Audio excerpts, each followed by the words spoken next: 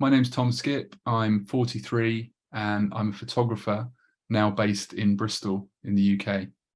I've worked as a graphic designer for the last 20 years in London, and I started to get a little bit disillusioned with being a graphic designer and doing things for clients, and wanted to do something that was a little bit more about people's plight, about people's stories. So I moved to Rwanda to work as an art director on a magazine in Rwanda that was geared towards looking after the woman, females, and in doing that, the rest of the society would look after itself.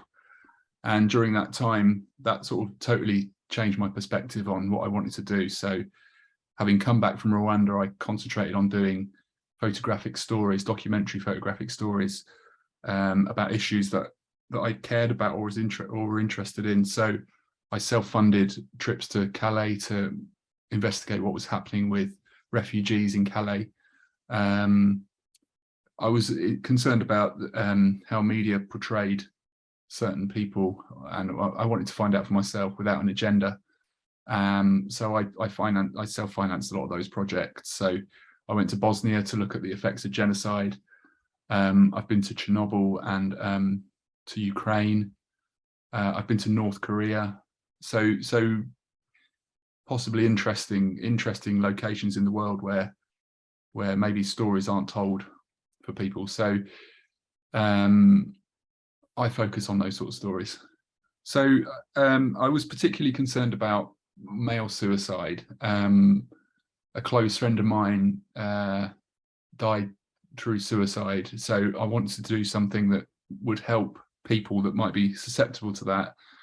So I reached out to Combat Stress and got involved with them, offering my services to highlight the plight that veterans face leaving the army.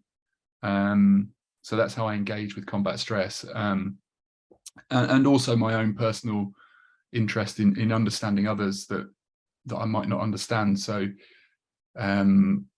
understanding veterans' issues that I wouldn't understand. I've been suffering from retinal occlusion for the last 3 or 4 years, which, so it's my dominant eye that suffers from it. It basically means I'm going blind in that eye, and often I can't see, and that's the eye I use to take photographs with. So I've had to learn to take photographs with the other eye, which is an interesting challenge in itself. And I'm going through various NHS help and procedures, things like injections in the eye, which are particularly nasty. But I think having gone through that, I understood that people suffer from things that you can't necessarily see.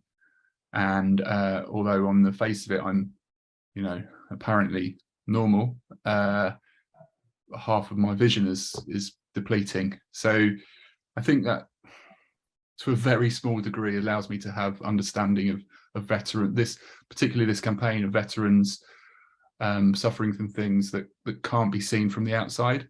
So going on to what the campaign's about, suffering from PTSD, which obviously is nothing like what I'm going through, but it's imperceptible, and they're going through it, and normal, let's call them civvies, wouldn't understand that that's what they're going through. So there's a certain amount of understanding from my part, having gone through and still going through the loss of vision on one side. So meeting the 5 veterans was actually a real privilege. On many cases, they were sharing particularly dark circumstances in which they found themselves in through no fault of their own. So another reason I do photography is sharing those moments, being privileged enough that they find trust in me to share those moments that they trust that I will share with other people. So it was a real privilege to understand them, and for them to allow me into their homes, which is not a given, and for them to be so relaxed that they could share those stories quite openly, which really enriched my understanding of their lives. And it was just a real privilege on a personal level, just gaining their trust and being blessed with it, and hopefully we can do justice to those veterans. Personally, I've never had to go to war or be a soldier. Thanking those people, really. So I found it a real privilege to engage with the people that we met. Having visited places where there'd been genocide, I'd seen the maybe architectural results of a military fallout, but on a personal level, I never met someone that had been through that. So it opened my eyes to what people have had to go through and how they suffer probably for the rest of their lives for other people. Essentially, it's quite a selfless thing to do. So and on a general level, kind of allowed me to understand that people might have issues that I might not be able to understand, and that might result in them reacting a certain way to me. So not always judging people on their reactions to me. They might have experienced something that I can't possibly understand. So that's how it opened my eyes to a veteran's plight. And it's not all veterans. I know other veterans that don't suffer from PTSD, but a lot do, I'd guess. So it opened my eyes to that. I think with the campaign, it was a really interesting technique photographically to highlight unseen dangers.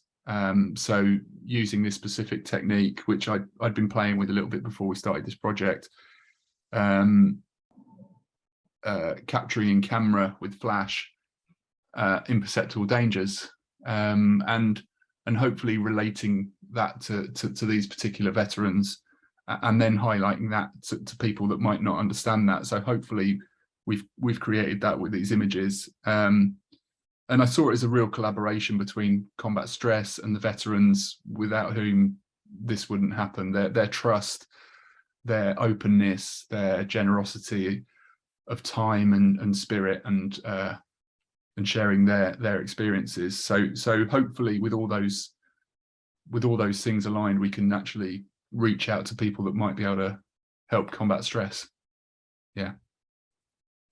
I hope the campaign allows non-veterans to understand people that have been through war or experienced PTSD through being in a conflict zone, so they won't judge people on a very simple level. I hope it builds understanding, and I hope it reaches out to possibly veterans that are going through the same thing and feel alienated. They feel alone. They feel like life is very difficult to live, which in many cases was the case with the veterans that we met. So I hope they will feel that they're not alone. They can reach out to combat stress and be given help, and not suffer alone, and not then become another statistic to suicide or addictions. That they'll build the courage to reach out, and that it will help them. And if it helps one or two people on any of those levels, then I think we've achieved what we set out to do, and then I will feel like it was a worthwhile thing to do. So yeah, it was something great to be involved in.